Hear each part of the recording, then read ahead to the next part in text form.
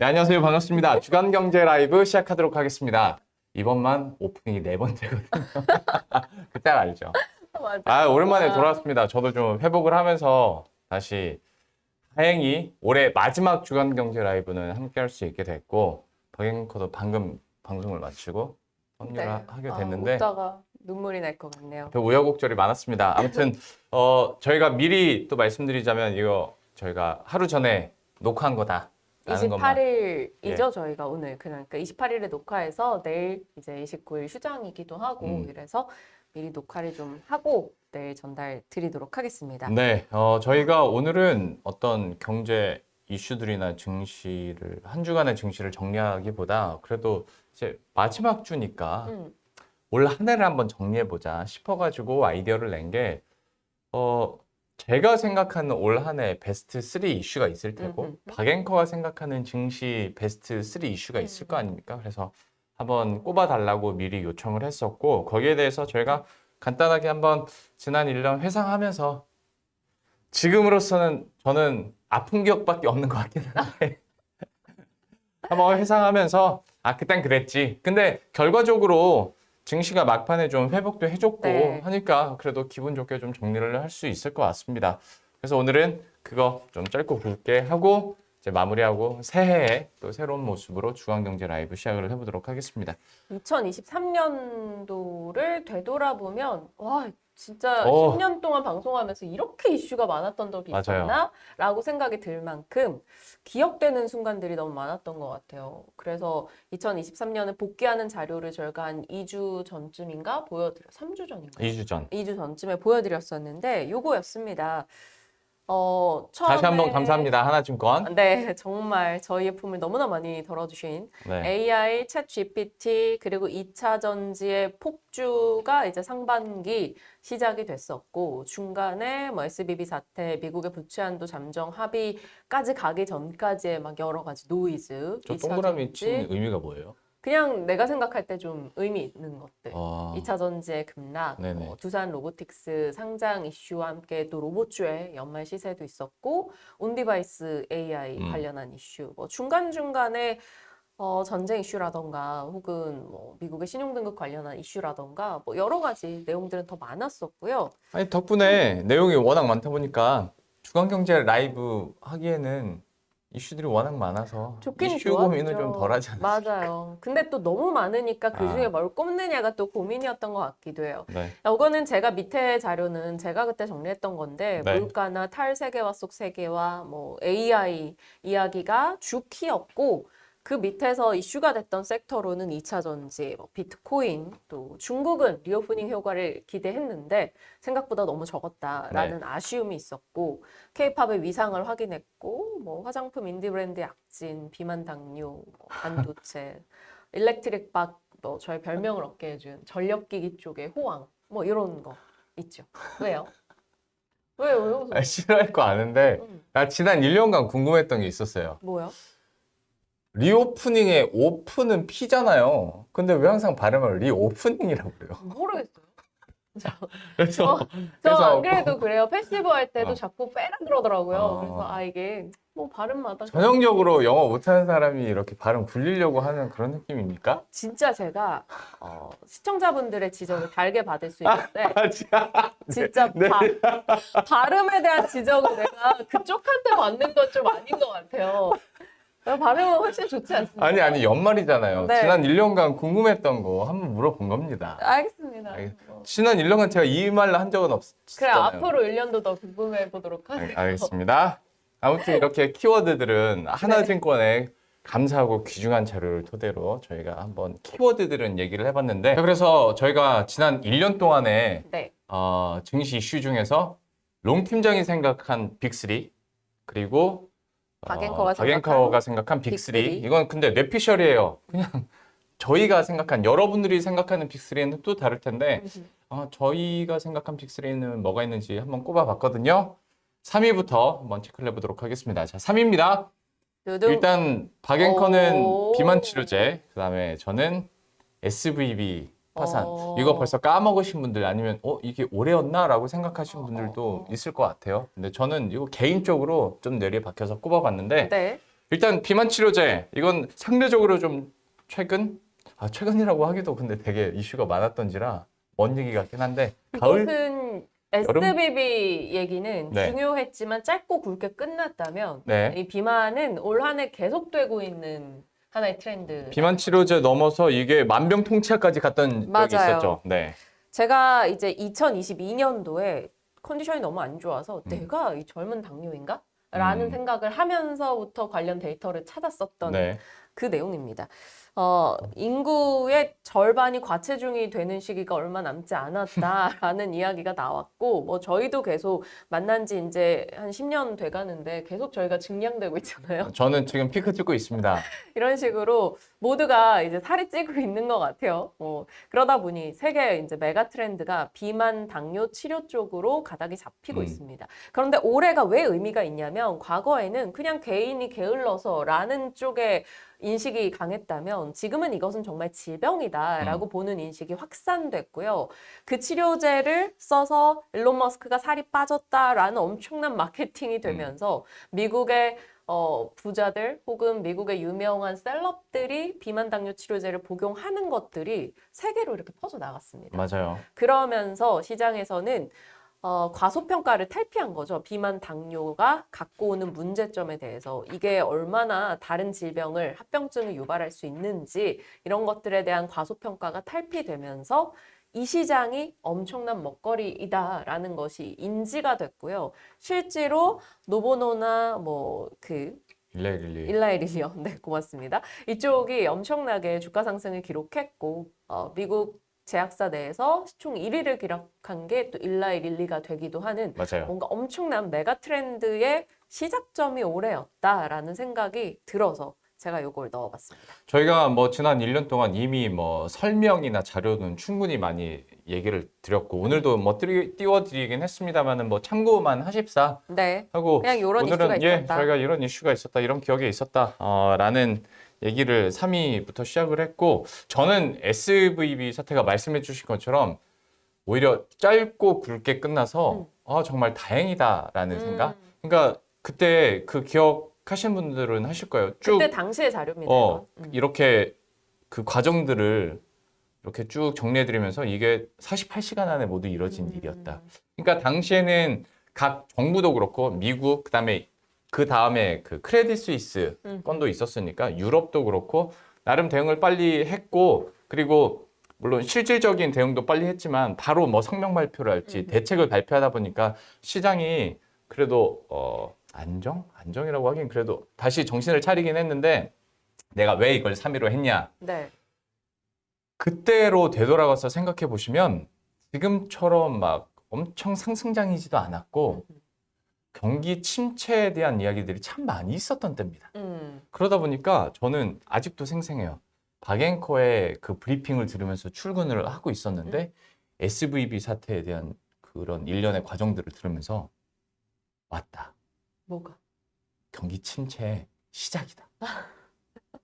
여기서 대응을 하고 인생 역전할 발판이 항상 기회는 위기에 오는 거 아니겠습니까? 약간 그런 나 혼자 심각해진 거야.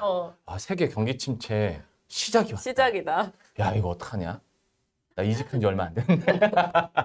약간 되게 심각하게 받아들였던 그 기억이 있어서 그래서 여기서 도미노처럼 은행권들이 여기 있는 뭐 지방 소규모지만 중앙은행까지 가는 거 아닐까? 막 이렇게 생각을 했는데 다행히 해결은 돼서 좀 그때 다행이긴 한데 소방수가 참 많았죠.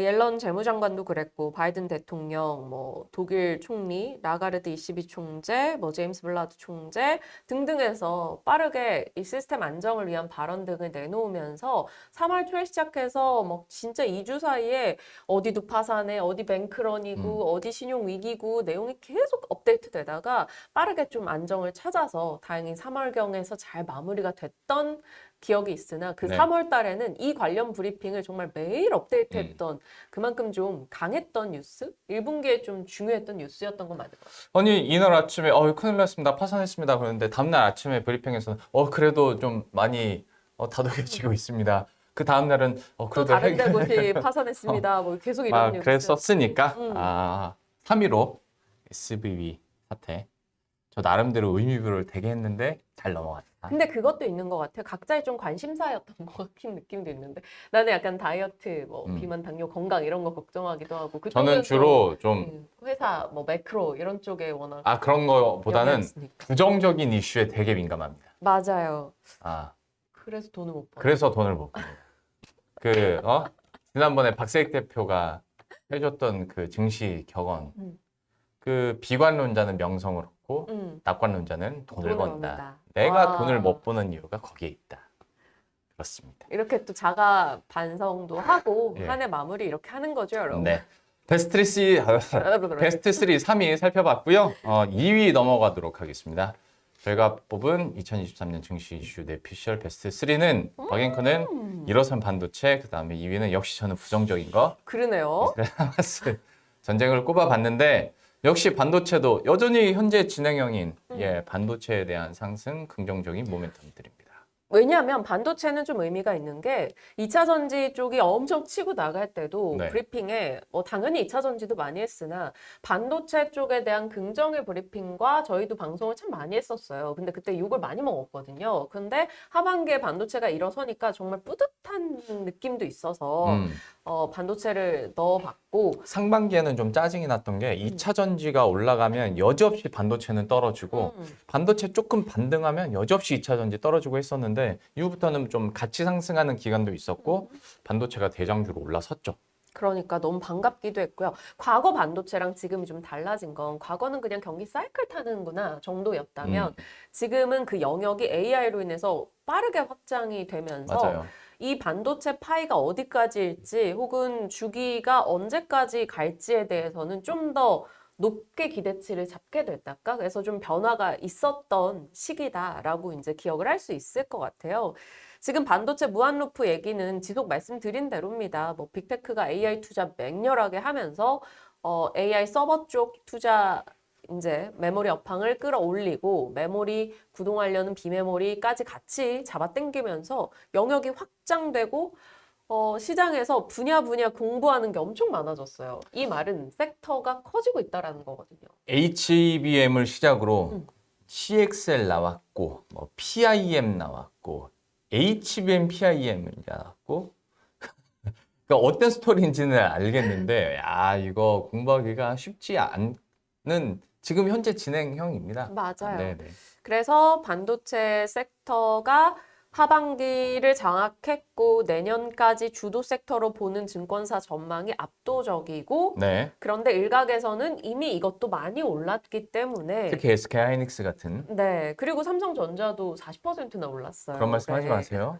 아직 오를 여지가 많습니다. 그렇죠. 더 여지가 있지만 그러니까 일각에서는 오를 것에 한 반 이상은 올랐다라고 전제하에 대응을 하자라는 목소리도 아직 있어요. 반이나 남았잖아요. 그렇죠. 그렇게 생각하면 되는데 어느 정도 그만큼 반도체가 핫했다라는 맞아요. 겁니다. 하반기는. 그래서 일어선 반도체를 저는 두 번째 이슈로 꼽았습니다. 너무 다행입니다. 진짜 모든 스토리가 좋았는데 상반기에 반도체가 그래도 주가가 못 올랐던 이유는 뭔가 새로운 폼팩터 혹은 새로운 패러다임이 없어서인데 AI가 등장하고 이게 또 온디바이스 AI까지 가면서 네. 좀 반도체들이 수혜를 얻게 되다 보니까 너무 다행스럽게도 반도체가 주도주가 되는 모습이었고요. 저는 부정적인 쪽으로 전쟁이었는데 사실 우크라이나랑 러시아 전쟁 같은 경우에도 되게 놀라웠긴 했었고 이런 지상전을 현대사회에서도 계속 보게 되는구나라는 생각을 하게 됐는데 전쟁이 또 터진다고? 라는 것도 좀 의외였고 그리고 그때 우크라이나 러시아 전쟁도 마찬가지였고 이번도 그렇지만 전문가들을 만나서 얘기를 하다 보면 다 짧게 끝난다고 그랬어요. 근데 웬걸? 일주일이 지나고 2주일이 지나고 지금 몇 달? 벌써 2개 전쟁을 계속 우리가 겪어가고 있는 상황이잖아요. 하다 보니까 이거 진짜 심상치 않다라는 생각을 했고 또 한 가지 포인트는 사람들의 학습 능력이라는 게 정말 대단하다라는 게 우크라이나 러시아 전쟁 때는 진짜 혼란도 컸고 그다음에 원자재 가격 변동성이나 증시의 변동폭이 컸었는데 물론 좀 성격이 다른 지역의 성격이 다른 전쟁이긴 합니다만 그래도 시장이 꽤 빨리 회복하고 대응책을 마련하더라라는 쪽에 있어서는 정말 투자자들의 그런 적응력과 학습 능력은 대단하다. 라는 것을 좀 깨달았었던 이슈였던 것 같습니다. 맞아요. 그리고 일단 이란 확전 여부가 되게 중요했었는데 그 부분까지 일단 가지 않았다라는 거에서 어찌 보면 지금도 진행 중이겠으나 생각보다는 봉합이 좀 이쪽은 영향력이 그렇게 크지 않게 끝났다. 이렇게 볼 수 있는 그런데 되게 인상 깊었던 뉴스긴 하죠. 맞아요. 뭐 지상전까지 갔고 지금은 뭐 게릴라성 전투가 이어지고 있는데 증시에서 이 얘기하시는 분들은 이제 없잖아요. 거의 없죠. 이미 그다음에 원자재 가격이나 다른 상품 가격들도 다 안정화된 상황이고 하다 보니까 지금까지 영향이 있는 건 아니지만 그래도 우리는 전쟁 두 개를 계속 이어가고 있다. 그러다 보니까 불안해지는 게 러우의 이팔 전쟁 그리고 이제 대만 선거 때 어떻게 되느냐에 따라서 뭐 양안 갈등에 대한 우려도 있잖아요. 중국과 대만의 갈등 우려. 그러다 보니 우리가 또 그 사이에서 좀 고초를 겪지 않을까 혹은 뭐 수혜 쪽을 기대하는 부분도 있고 그러니까 이런 지정학 리스크 구조가 생각보다 우리 주변에서도 꽤 많다. 당연 우리도 지금 북한과 맞아요. 문제가 있고 이런 것들이 더 이제 확전 혹은 확산되지 않길 좀 바라는 마음은 있습니다. 그리고 여기 그 박앵커가 말한 그 뉘앙스에서도 알 수 있듯이 이건 증시에서 문제를 삼으면 언제든지 문제 될 수 있는 일이거든요. 그러니까 이거는 언제나 생각을 염두에 두시면서 대응 방안을 좀 마련해 두시길 바라며 약간 잊은 것 같아서 2위로 저는 꼽아봤습니다. 네. 이렇게 해서 2023년 증시 이슈 뇌피셜 베스트 2까지 살펴봤고요. 베스트 1, 1위 똑같을 걸? 살펴보도록 하겠습니다. 공개해 주시죠. 그렇죠. 모든 투자자가 증시 참여자라면 2차 전지 올해 빼놓을 수 없는 것 같아요. 그렇죠. 에코프로 있으세요가 이게 상반기에는 안 보였어요. 맞아. 에코프로 갖고 계시죠? 그래서 굉장히 상반기에는 안녕하지 못했습니다. 그러니까요. 그 안녕을 묻는데 이제 화답하시는 분들이 있었고 그렇지 못한 분들이 있었는데 왜냐하면 에코프로 연초 대비 연중 고가 가격 퍼센테이지 보세요. 1394% 어마어마합니다. 포스코 홀딩스 176%, 포스코 퓨처엠 285%. 사실 홀딩스 퓨처엠도 엄청난 건데 에코프로 보고 나서 보니까 그러게. 되게 적어 보이는 거예요. 비트코인도 저렇게는 안 올라요, 요즘에. 지금 뉴스원 자료 차트 보시면 저게 7월 차트인데 정말 에코프로가 와, 뜨거웠다.